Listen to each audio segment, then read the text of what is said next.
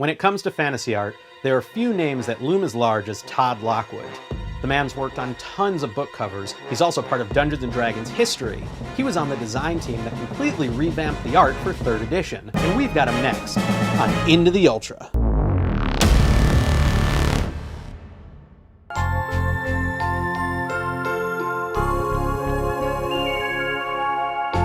Hey everyone, welcome to Into the Ultra. I'm Brian Stillman, and I'm here today with Todd Lockwood, a fantasy artist who many of you know.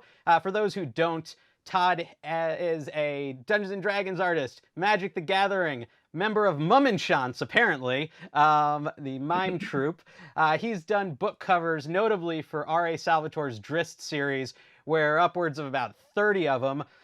Key for me, Todd was the artist who redesigned all the art in Dungeons & Dragons 3rd edition. He and Sam Wood. Together with Sam, yes. Together with Sam Wood, but really brought a new look to Dungeons & Dragons with 3rd edition. Todd, it's great to have you on the show. Thanks for coming on. Certainly. You know, you and Seth and Kelly, and then Don and Dana were the last people we went out and had dinner with. Right before everyone got locked down, Todd, his wife Rita, Dawn Murren, who is an art director over at Wizards of the Coast, and Dana Knutson, her husband, who was also an artist at TSR and Dungeons & Dragons.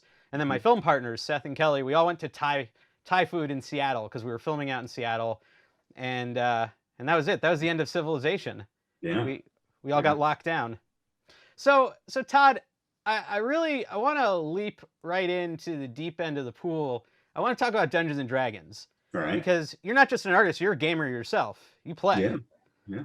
You've been playing for a long time. When did you start playing D&D? 1977.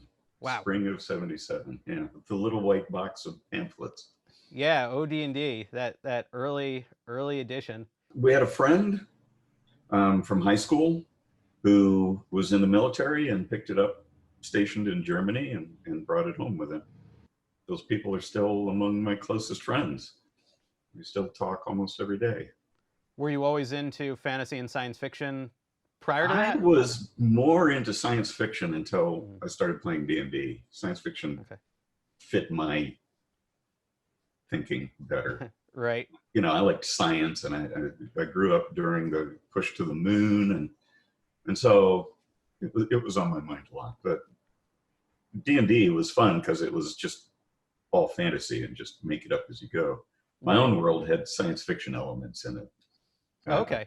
I put it on a ring world, like Larry Niven's ring world. Oh yeah. Just to do something completely different. That's really cool. Were you playing or were you a DM? Like how'd you both? Both. Yeah. There was another guy in the group. Shout out to Bill. He and I mostly switched off DMing, so we would take turns. And eventually he decided to put his world on my world. Did you ever have aspirations as a kid for working on the game? I mean, was that something that you were dreaming about? Well, I wasn't a kid when I started playing. I was about to turn 20. Okay. So my aspirations as a kid, I thought I was going to draw comic books or comic strip. Mm-hmm. And my parents talked me out of that as if they know anything about comic books or comic strips. So I went to art school and spent 14 years in advertising and hated most of it. But I honed my craft there. And during that time, Dungeons and Dragons is what helped me preserve my insanity. What made you sort of look to the idea of working on the game, of becoming an illustrator for D&D? How'd you make that shift? I sent them some samples once in the early 90s when I was getting really desperate to be out of advertising. And they said, yeah, we'd like to give you some work. Here's our rates. And I can't work for these rates. I got 3 kids and a mortgage. And so I turned them down. Hindsight, you know, being what it is. But then I went to my first convention in Winnipeg at the Worldcon in '94.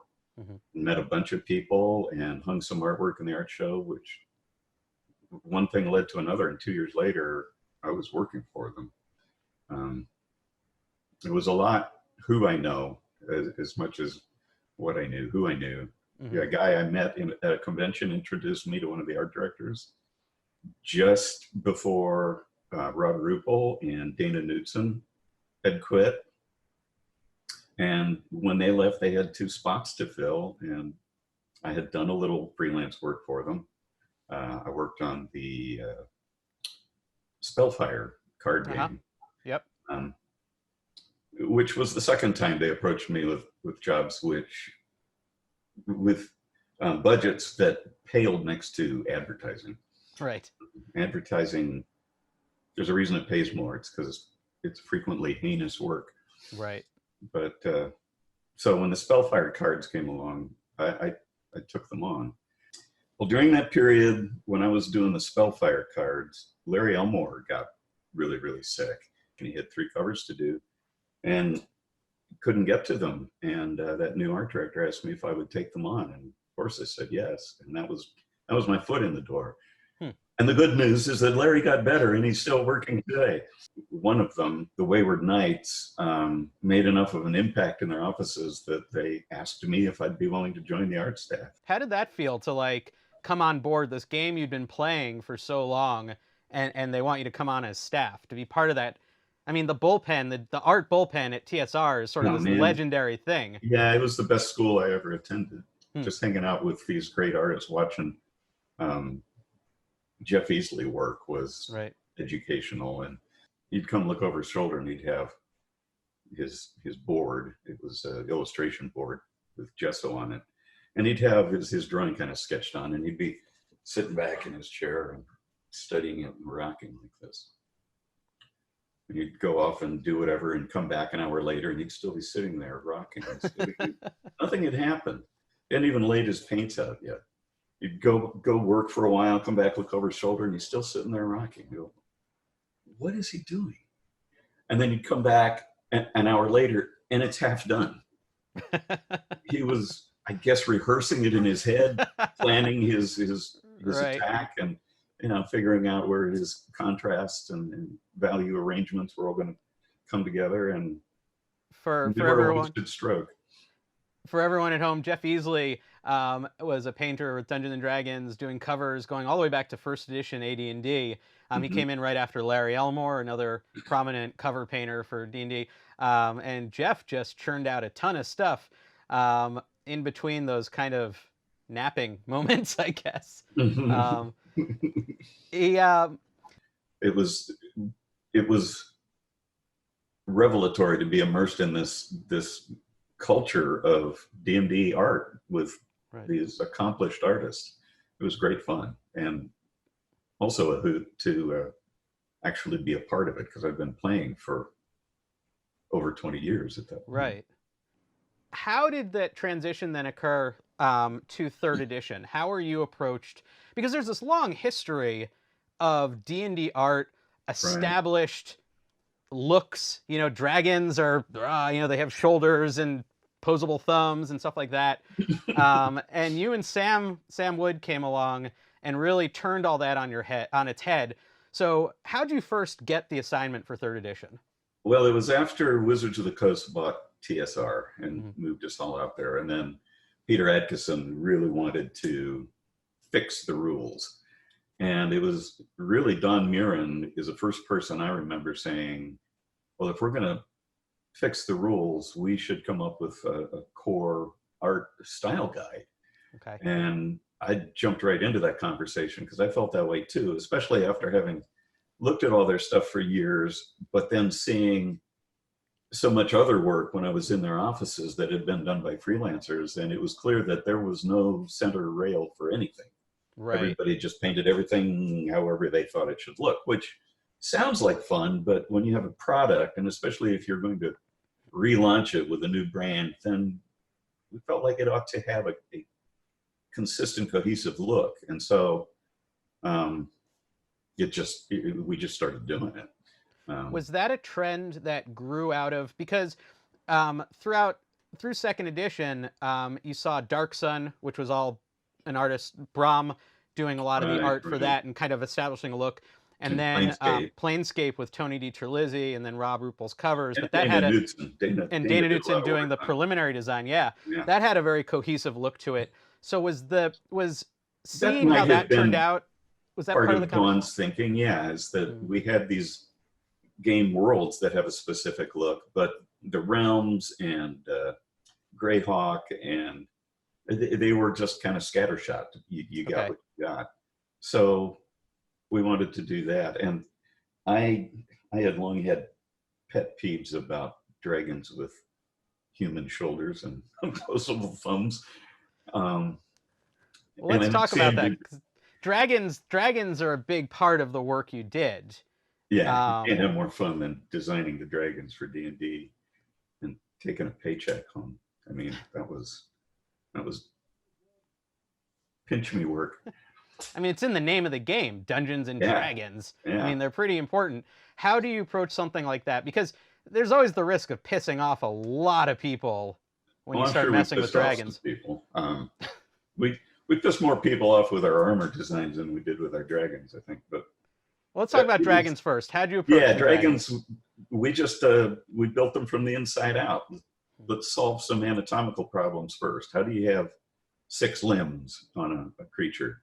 And to this day, I see people tucking those front legs right under the wings, where the pectoral muscle for the wings has to be. So we gave them a more realistic anatomy based on real world animals. For example, cats, dogs, horses, anything that runs around on 4 legs, they don't have shoulders that stick out like ours. They're flat because they move differently. They have different needs. Dragons don't hang from trees. They have wings. They have no need of brachiating. So we went with mostly cat-like for the torso, and then tails, wings, necks, and heads is where you can invent and have some fun. And the one thing we did want to do was go back to the source, to David Sutherland's very first drawings of the dragons. There was a lot of originality in the wing designs.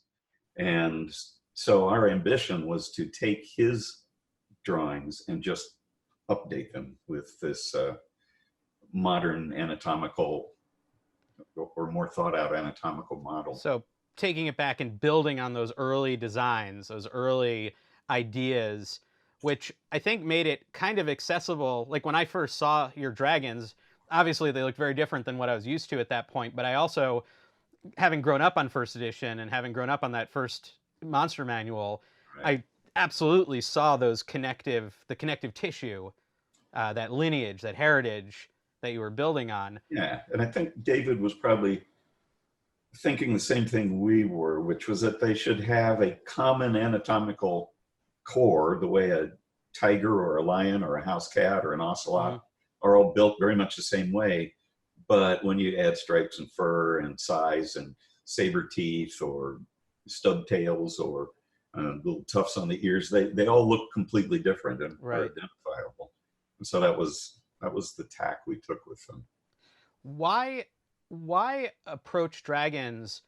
Why look for realism when you're approaching fantasy dragons? Why look for anatomical? Because I want them to be real. I'm not comfortable with the, well, how can that fly? Well, it's magic. That doesn't work for me. I wanted them to look like they could actually power themselves into the air with their own muscles and then solve little problems along the way about how that could work. Like birds have hollow bones. So I figured dragons may have hollow bones too. Some of the long bones in birds are part of their respiratory system. They breathe. Our lungs are like a bellows. We suck the air in and then we push the air out. But birds breathe in one route and it comes out another route.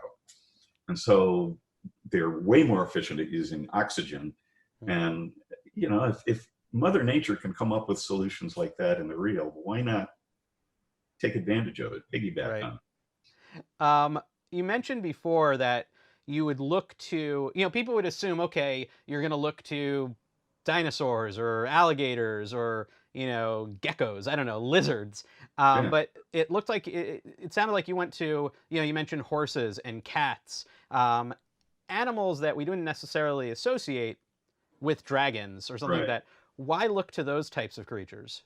Well, we look to those because they're quadrupeds, Hmm. and those problems of movement have already been solved But in why a not very something efficient way. like an alligator, something that's already got you like X percentage closer to giant ass lizard? Yeah, but alligators don't look intelligent.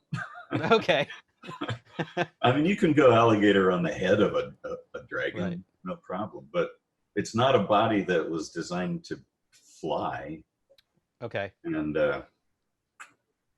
alligators mostly, and crocodiles, they mostly swim, so it's really Right. more about that big tail Right. than And the anything. serpentine kind of Yeah, flow. they're all mouth and tail, and Right. the legs are really only for plodding up onto shore far enough to plop down and sun a little bit. So Well, that just shows how interesting dragons really are. They're not just big lizards. You know what I mean? Like right, to make them work, you've got to look to this anatomy outside of the sort of expect. They're not just dinosaurs with wings or something like that. right. To get that motion, to get the movement, to get something that feels like it could do these things that dragons are Yeah, supposed to be able to exactly. do. We wanted to use the features of real world critters that were Hmm. the most developed, that were as perfect as they could be. I mean, Right, right. why are big cats such great predators? It's because of the way their shoulders are put together, and that floating scapula, unlike ours, that lets them jump down from great heights, and then their legs are just like shock absorbers, and they got retractable claws, and all the stuff that lions do are things that dragons do in addition to flying. They pounce, they grab, they claw, they rake. Alligators don't rake with their feet much. It's all about their teeth. Right. You said that getting to work on dragons and get paid for it was as exciting as it gets. What do you love about dragons? What's the attraction to that out of all the D&D I don't know. They're critters just out there? they're bigger than life, and I think they speak to a part of our collective psyche that goes back to the very earliest stories we tell.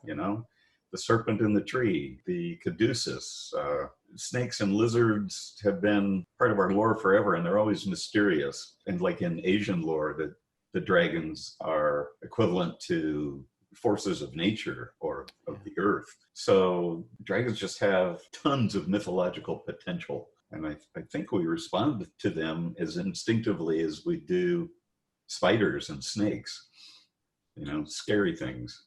Right. We like to scare ourselves.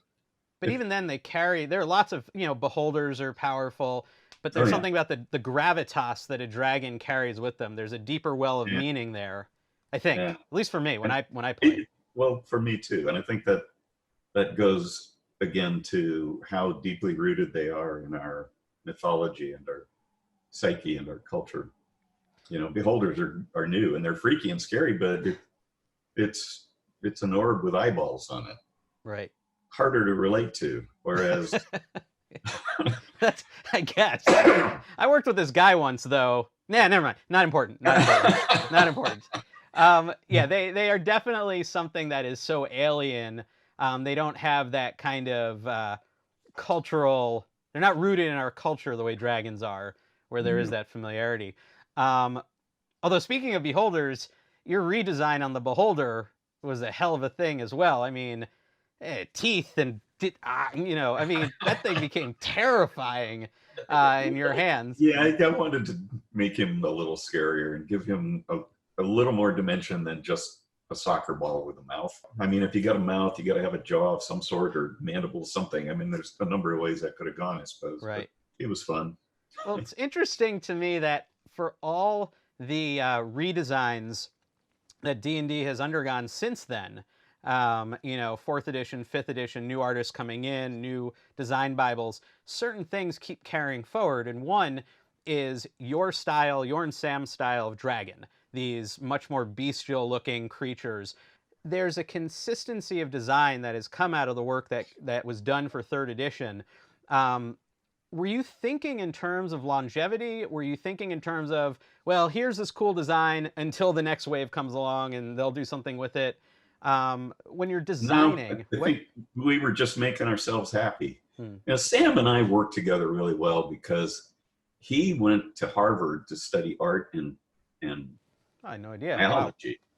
Wow. And I didn't even know you could study art at Harvard, but, right. but Sam did. Right. And also biology. And so he had a mindset much like mine, which was kind of more science oriented.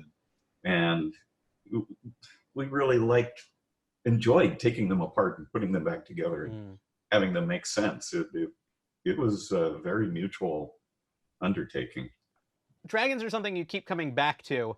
You're an author as well. The Evertide series, Summer Dragon, your first novel, I loved it because it went into not only this amazing story and this dramatic, exciting, wonderful fantasy story, but it also took us into the ecology of dragons, but not in a Herman Melville, we're going to spend 3,000 pages talking about whaling, whether you like it or not kind of way, but in a way that was very immersive and fun and exciting.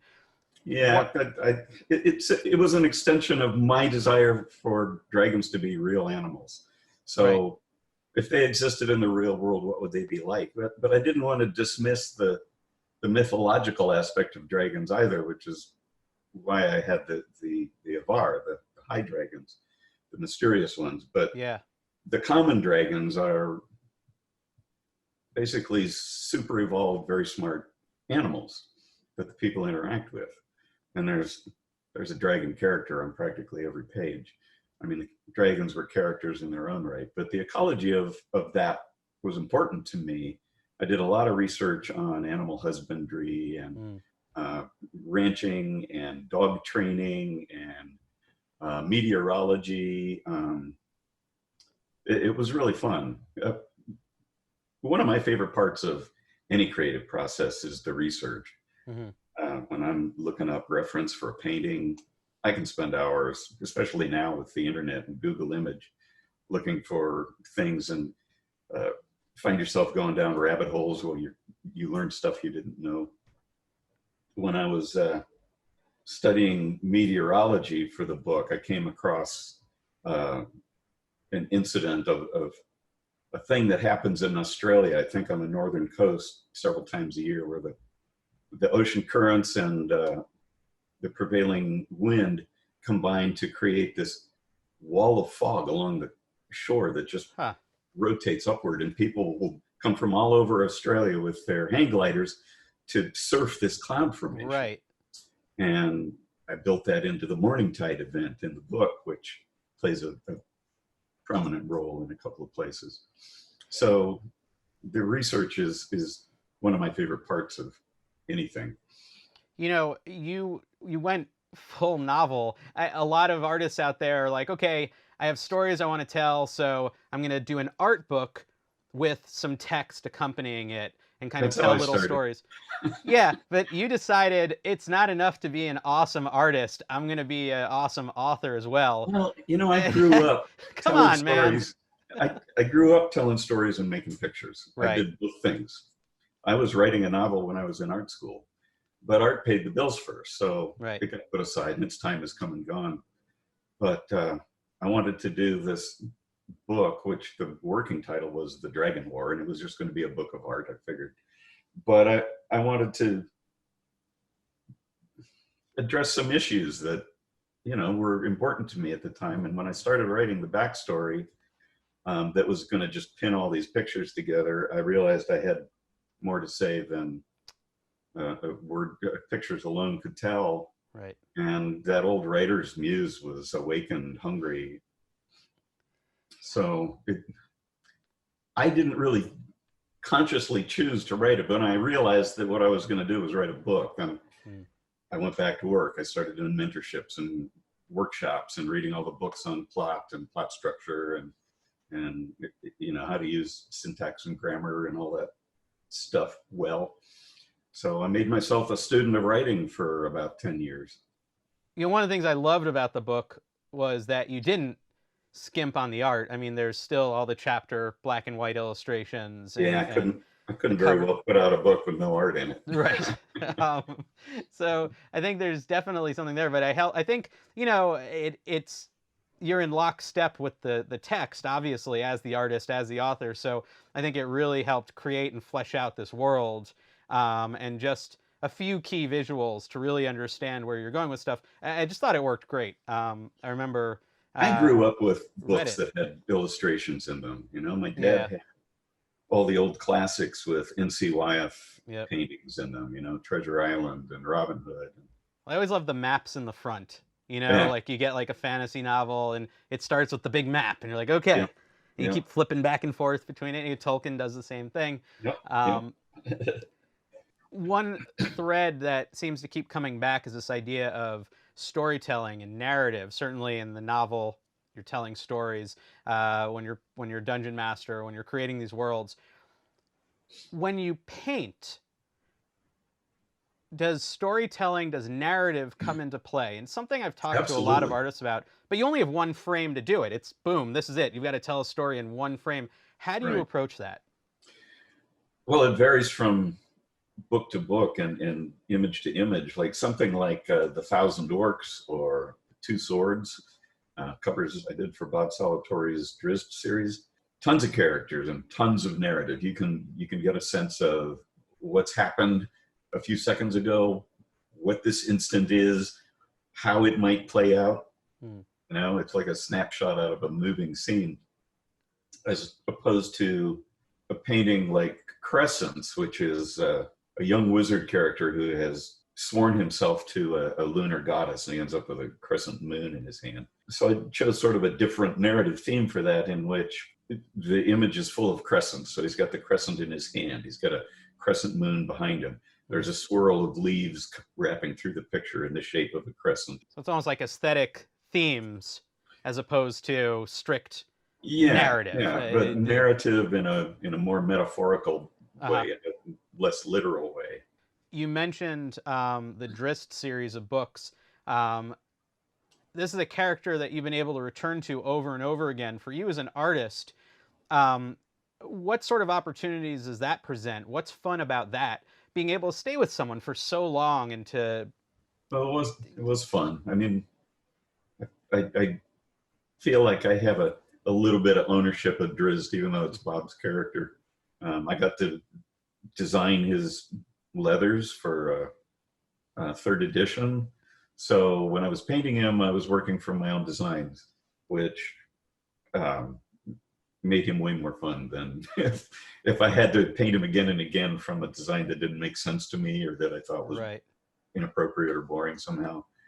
The whole series, having worked on third edition and being so deeply immersed in it, I never really worried about character designs or what I was doing with them. I knew what dwarves were supposed to wear. I knew what elves were supposed to act like or look like. Right. And so I was able to just really kind of immerse myself in them.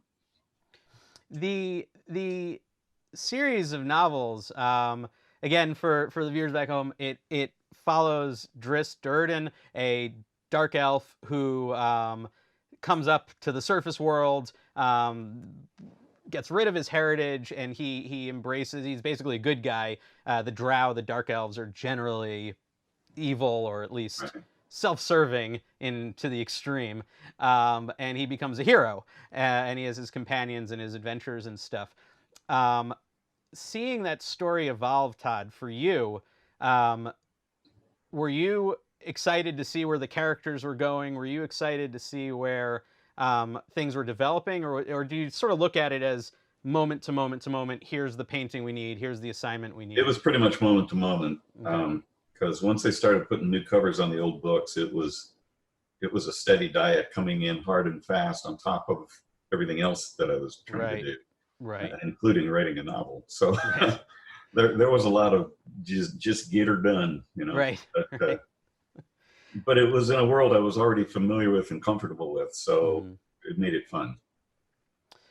You mentioned Drizzt's developing armor, and earlier when we were talking about third edition, armor was briefly mentioned.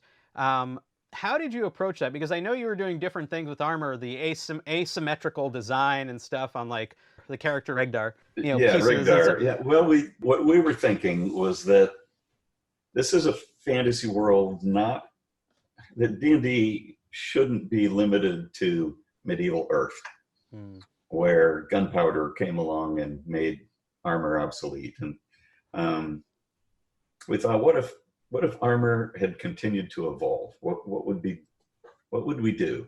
And we needed to come up with like some hooks for each of the races as just kind of a rule of thumb guideline. And for humans, it was asymmetry. Put more armor on the defensive side and let the offensive side swing a little more freely. For dwarves, it was square. Everything's square or rectangular and ornamented. So like a pauldron may have a face of a dragon or a goblin or a giant or something sculpted into it. Whereas for elves, it was triangles and angles and avoid anything square, right. So that they're always elegant and look designed as much for aesthetic as for function. Right. Humans all function. I think a lot of people don't realize that how much those little details go into world building, like the bigger picture, that bigger sense of immersion that's achieved when creating these worlds through those little consistencies that carry through. So dwarves tend to lean towards X, elves towards Y, humans towards Z, and the power that has. Was that something you had to learn as an artist? Was that something that you developed? That's a good question. I don't know. I mean, I had been drawing for my players when I was a DM, but when we were working on 3rd edition, that's probably the first time I ever got that immersed in world building. Right. Even apart from having built a world for D&D, that was mostly about making a map and defining the rules of the terrain itself. Right. And I think maybe it was useful to have done that, so that when 3rd edition came along, it's like, okay, I did vanilla, now let's add some toppings. Let's make this, let's push this to another level in some way. Which is why Regdar's armor is literally decorated with sprinkles. Right. It was a bold design choice on your part, but it works. It works. You can't deny it. And the whipped cream on top of his hat. Right. So you're working on a new book, and at some point, because everything lives on the internet forever, people might stumble upon this, and the book will have already been out. There's nothing I can do about that. What's the new book? The new, and I'm not talking about the sequel to Summer Dragon, right? Which I'm also working on. Which you're also working on, but I'll just get in really quickly that I'm more than halfway through. I'm 130,000 words in. This is into the sequel of Summer Dragon. This is the sequel to Summer Dragon. Yeah, if I can get a couple of cover commissions out of the way, I've already canceled my summer conventions because of the coronavirus. Of course, right. I intend to write all summer long. That's my ambition. And get this thing done. No pressure. I didn't want to bring it. I almost didn't want to bring that up because I didn't want you to feel pressure. I will also say, I've been waiting with bated breath. I mean, you gave me an advance reading copy. The book hadn't even come out yet, so I've been really waiting for this follow-up. I keep promising that I will not George R. Rothfuss this series. Oh, good. I think so far I'm ahead of both of them. So I mean, it'd be very easy for me because we're friends. I could just write to you, be like, "Hey, Todd, how's it going? How's the book?" But I think I've been pretty good about being hands-off about that. You've been good, yeah. I'm trying. Now, okay, but you've got another book that you're working on. So last fall and winter, I kickstarted a new art book, and it's an art collection from basically my whole career. Are you not everything's in there, but the best of everything is in there. Are you treating it as a career retrospective? Is it kind of, yeah? Is it focusing on anything specifically throughout the career, or is it just covering? Is it more looking at an overview? It begins with the customary early bio stuff, but I included art that I did for my players and got some comments from them to put in the book. And That's so the cool. first section is kind of, how did I even start out working towards this thing? I mean, I had D&D in my blood already before I started at TSR. And then there's a section on TSR, which Don Mirren wrote an intro for. There's a section for Magic the Gathering that Jeremy Jarvis wrote me a nice intro for. Donato Giancola introduced the other stuff. Mark Nelson put in a few words in the D&D section. So it's somewhat chronological, not perfectly chronological, image to image, but kind of goes from my early career to my time at TSR and Wizards of the Coast, and then my time since, and finishes up with the some art from the Summer Dragon. Why? What prompted you to approach the project now? Now? Yeah, well, or why? What initiated the project generally? I mean, maybe not. I've been promising a new art book for years. The first one I put together came out in 2003, and I've done tons of art since then. It was just time to do it, and I've been promising for years. I'm really happy that it happened when it did, because the COVID virus had not hit yet. Yeah. And right. I've got the funds to pay for everything that's required of the book, and a little left over set aside. If I had done it through a traditional publisher, I'd have gotten an advance and some percentage, which I may or may not ever see. Paper Tiger, frankly, screwed me with my first art book. They were your first publisher. Yeah. No sooner did it come out than I started getting royalty statements, which showed them returning more books than they had sold, which was a flat impossibility. And then they went bankrupt, and that was that. So sometimes you can find transitions on Amazon or somewhere, but this time around, I wanted to do it in a way where the benefits all accrued to me, because it's my work. Yeah, no, I understand that.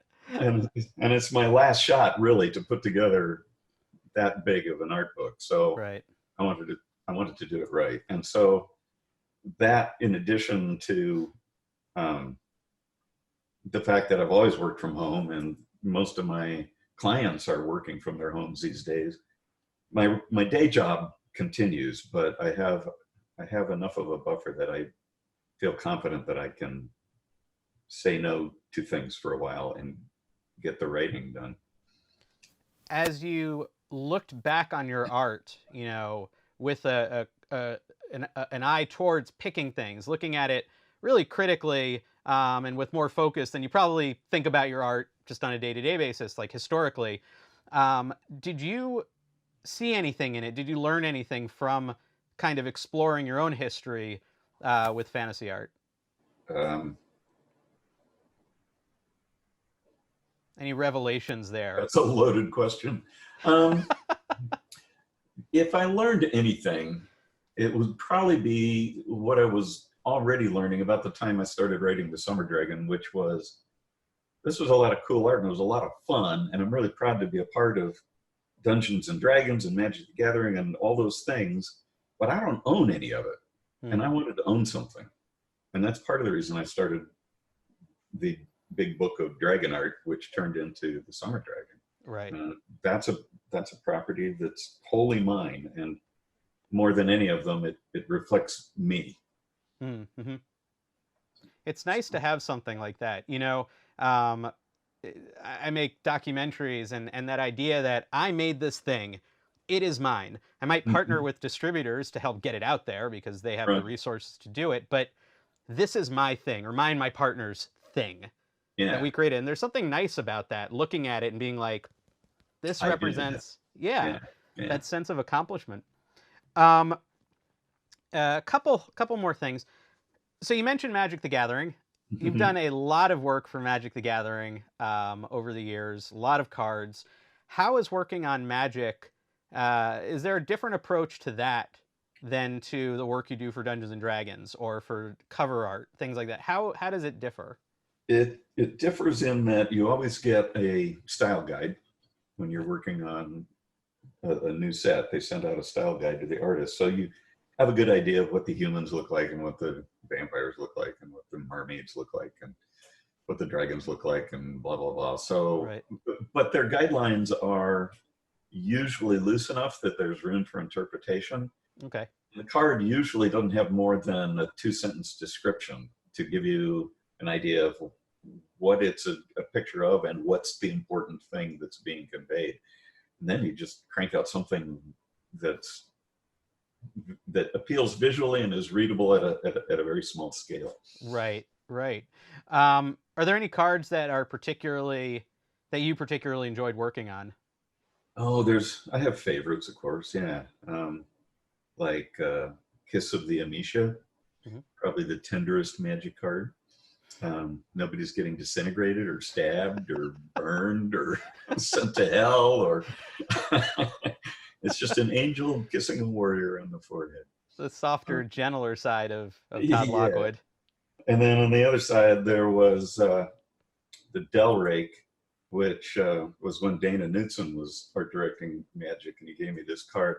And it describes a creature who has no face, but he does have a maw in his belly with appendages that are for the gathering of whatever he's going to eat. But He's got 3 human heads grafted onto his chest, and they're screaming horribly. And so I kind of pushed the maw kind of far.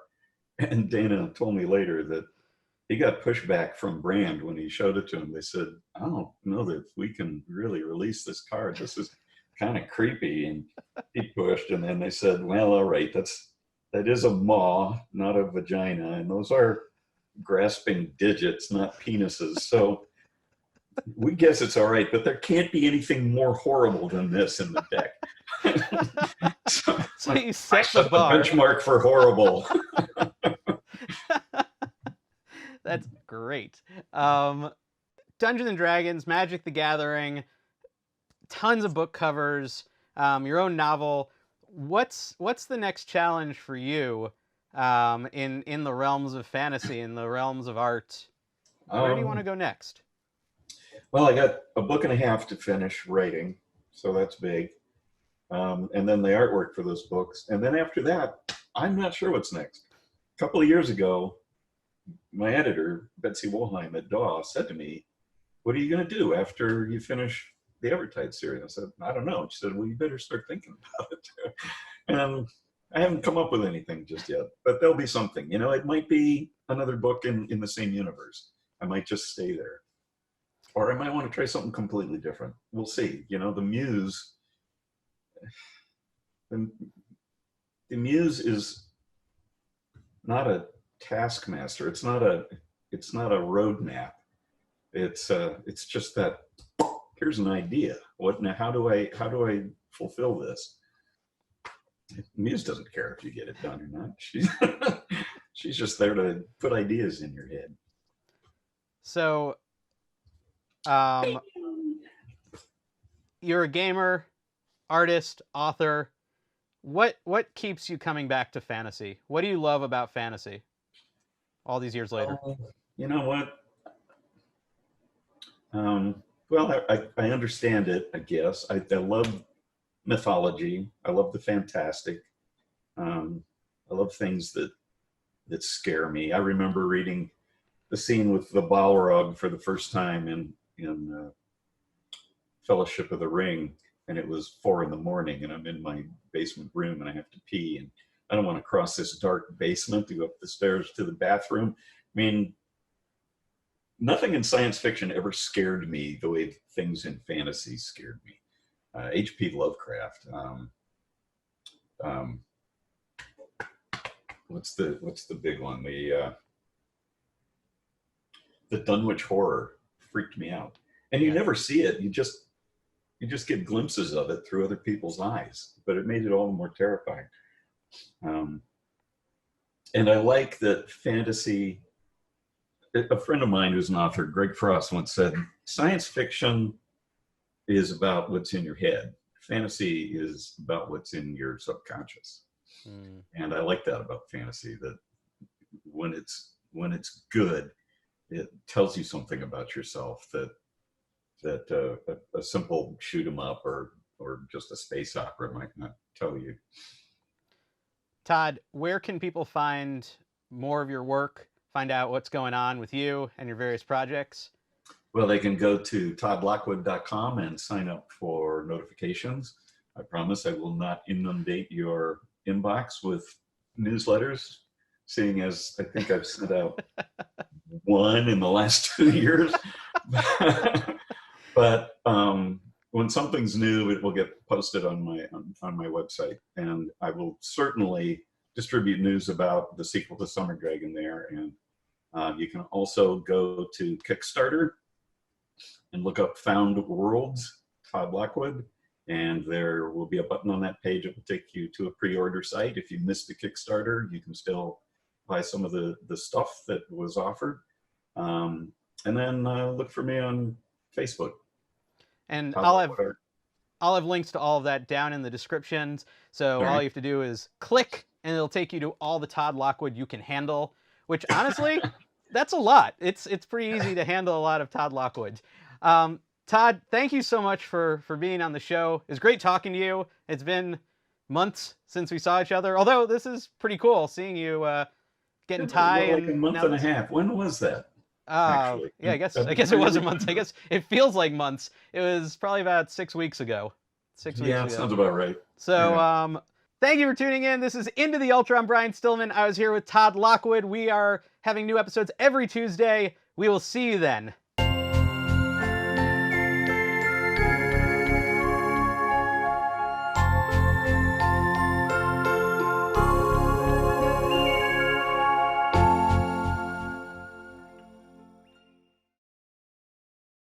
Hi everyone, thanks for watching Into the Ultra. I hope you enjoyed the interview.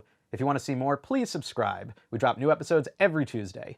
You can also check out some of my other projects. I'm a documentary filmmaker. I made a movie called Plastic Galaxy, the story of Star Wars toys, and I co-produced and co-directed a documentary called Eye of the Beholder, the Art of Dungeons & Dragons. Both are available on Amazon Prime and iTunes and a host of other streaming services.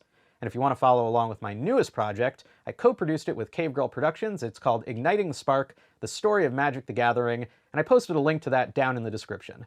Thank you very much. I hope to see you next Tuesday.